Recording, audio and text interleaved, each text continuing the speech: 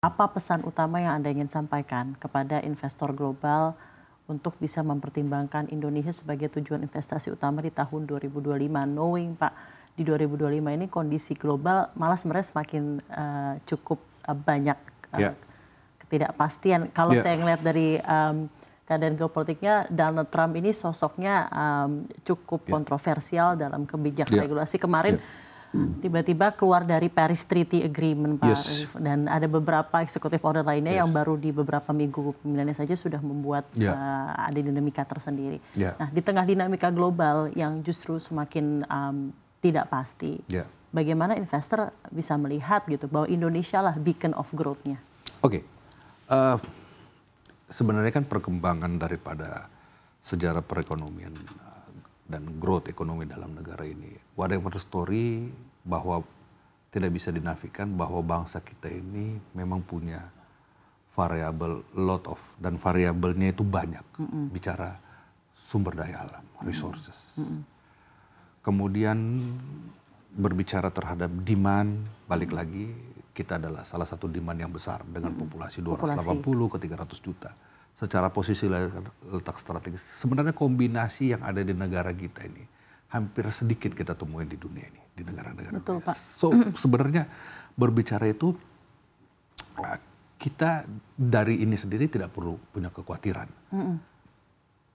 Dan juga dunia internasional tahu ini, ya kan. Tinggal sekarang kembalinya adalah willingness-nya daripada kita. Willingness daripada pemerintah dan rakyat dan bangsa ini dan semua para pelaku untuk bagaimana mengkonsolidasikan ini.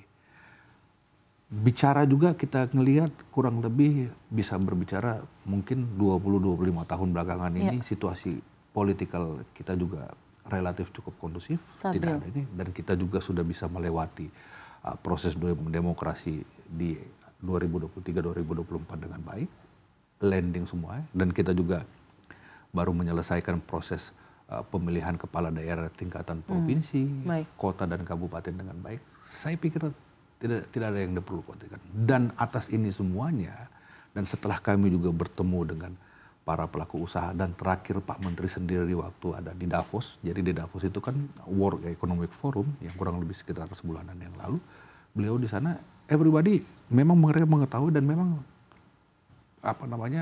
mereka mau sangat punya ingin masuk di negara kita. Dalam kajian itu semuanya, in prinsip kita tidak punya kekhawatiran yang besar di situ. Tetapi yang menjadi kekhawatiran yang besar itu adalah nanti bagaimana ini masuk dan bisa kita kelola dengan baik. Ini yang menjadi kekhawatiran besar di kita. Itulah tadi yang penjelasan yang panjang lebar saya sampaikan itu, bahwa ini yang harus kita tata. Bagaimana bisa memastikan mereka. Dan kalau kita sekarang itu, kita di BKPM, kita sudah menyiapkan PIC.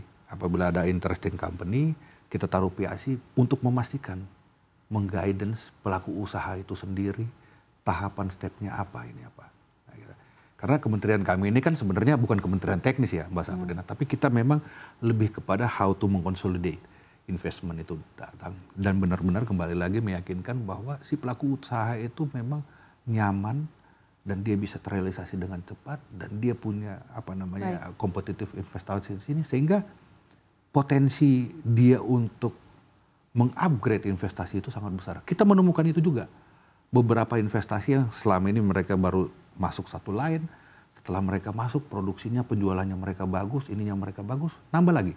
Gitu. Ini yang kayak begini dari faktor akan kita kelola, faktor yang juga sudah ada juga persoalan sedikit bahwa ada investasi juga yang selama ini yang memang sudah masuk tapi masih belum 100% terrealisasi. Ini juga menjadi PR besar. Ya kan, supaya kita juga harus meyakinkan kepada dunia investasi internasional dan dalam negeri itu sendiri bahwa memang kepastian berinvestasi di Indonesia ini memang ada. Ya kan? Ini yang memang menjadi PR besar. Kami pun terus terang dari Kementerian Investasi tidak bisa bekerja sendiri karena ini adalah kerja komprehensif. Tetapi konsolidasi minister, kita memang akan fokus mengkonsolidasikan itu ke depan.